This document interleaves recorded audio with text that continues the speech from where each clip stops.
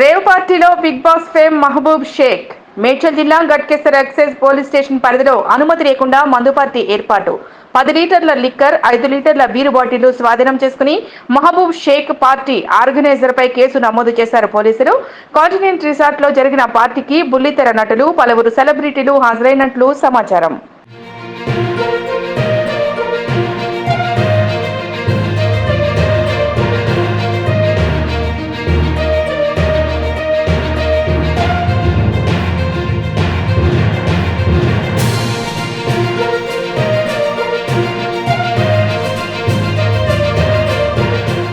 Rave పార్టీలో Bigg Boss fame Mahaboob Sheikh.